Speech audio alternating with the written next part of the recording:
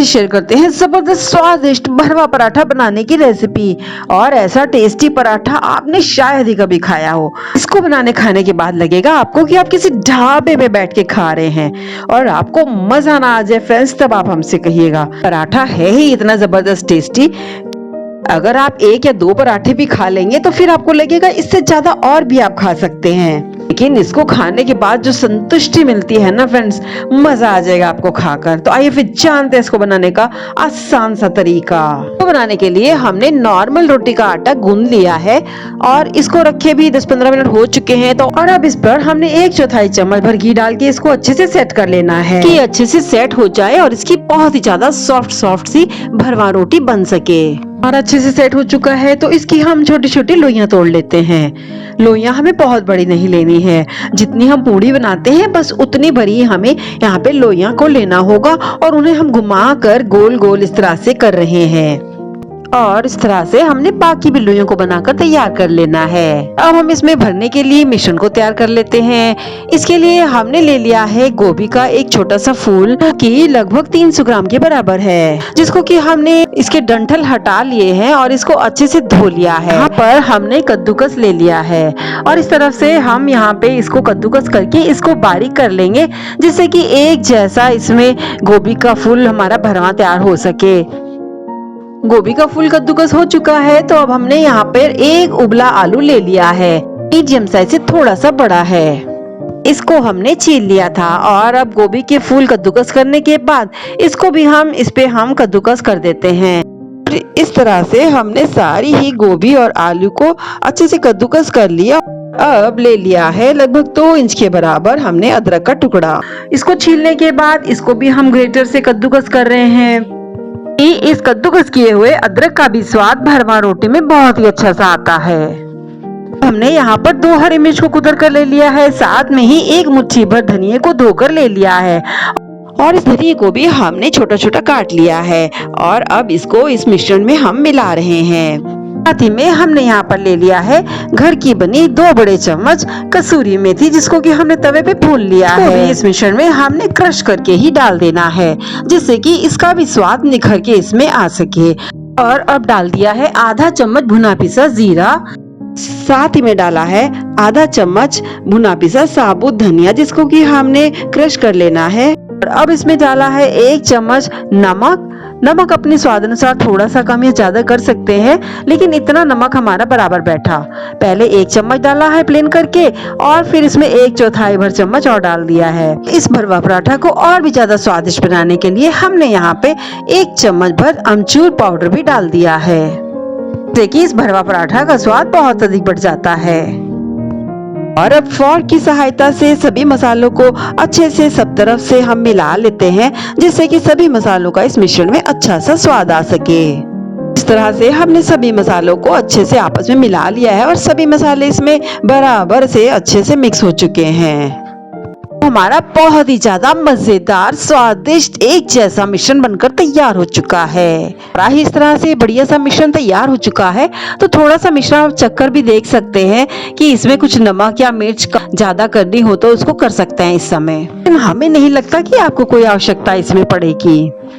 चाहे तो फोर्क से इस मसाले को मिक्स न करके हाथ से भी अच्छी तरह से किया जा सकता है। सारे ही मसाले अच्छे से मिक्स हो चुके हैं तो अब हम लेते हैं लोइयां, जिनको कि हमने तैयार करके रखा था, और एक लोई उठा के इसको हम चकले पर इस तरह से दबाते हुए पहले रख लेंगे और फिर बेलन की सहायता से चारों तरफ से अच्छे से घुमाते हुए पतला सा इसको बेल लेते हैं। बहुत बड़ी हमें यहाँ पे नहीं करनी है, यहाँ पे हमें पतली सी चपाती बनानी है और उसका आकार हमें मीडियम से भी थोड़ा सा छोटा रखना है। इस तरह से हम शुरू में सिर्फ अभी 2 पराठों की तैयारी कर रहे हैं, जिससे कि एक जन के लिए ये पर्याप्त होगा। तो इसके लिए हमने 4 लोइयों को बनाकर इस तरह से तैयार कर लेना है। फिर हमें इन्हें बहुत मोटा नहीं रखना है, इतना ही पतला बस रखना है जितना कि हम रोटी को बनाते हैं। ऐसे लगभग 4 मीडियम से छोटे आकार की रोटियों को हमने तैयार करके इस प्लेट में लगा लिया है।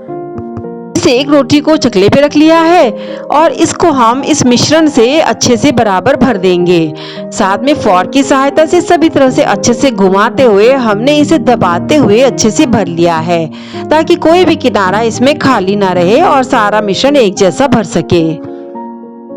सारे ही पराठे में इस गोभी आलू के मसालेदार मिश्रण को सारे पराठे में अच्छे से भर लिया है और इसका कोई भी किनारा खाली नहीं रहा, ताकि हर कौर में इसका अच्छा सा स्वाद आ सके।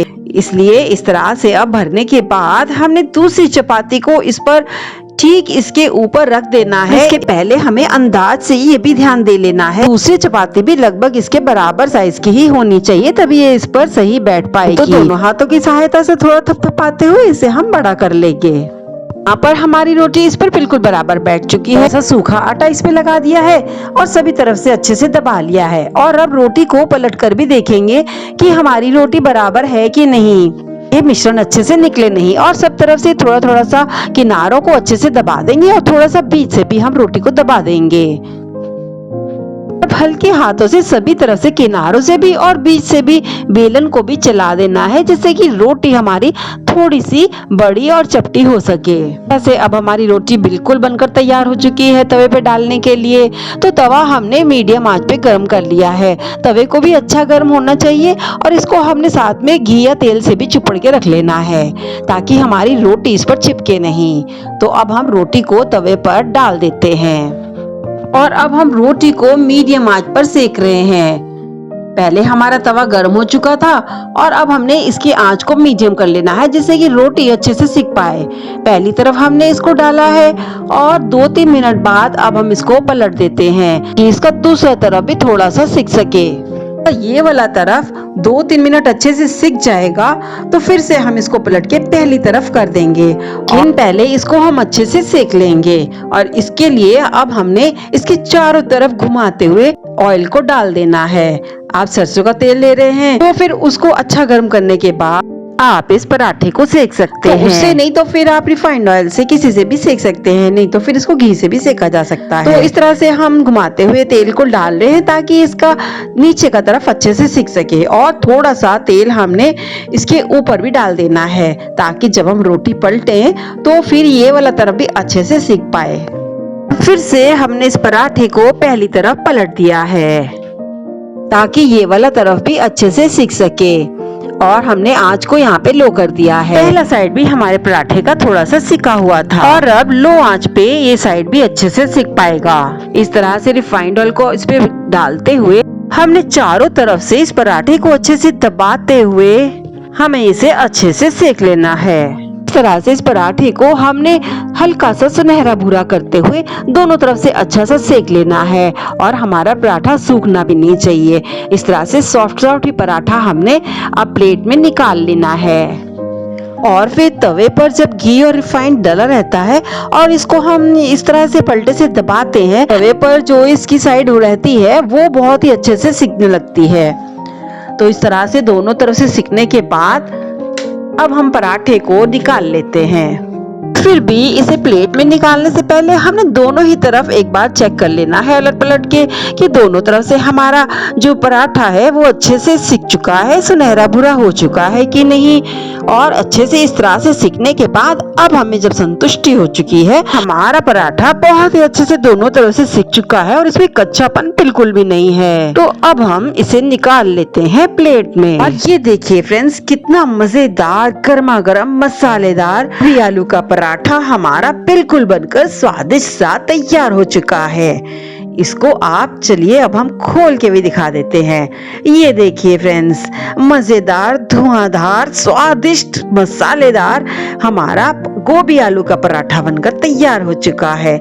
इसको आप खाइए दही के साथ, नहीं तो फिर घर की बनी हरी चटनी के साथ। इसको खाकर मजा आ जाएगा आपको।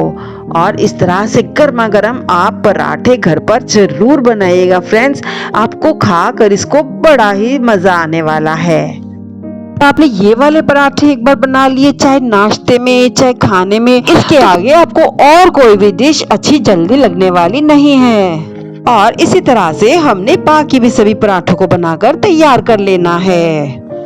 इस तरह से आप इन मजेदार गर्मा गर्म स्वादिष्ट पराठों को जरूर बनाना, खाना और मामी शौकीन की रसोई को सब्सक्राइब करना बिल्कुल ना भूलें।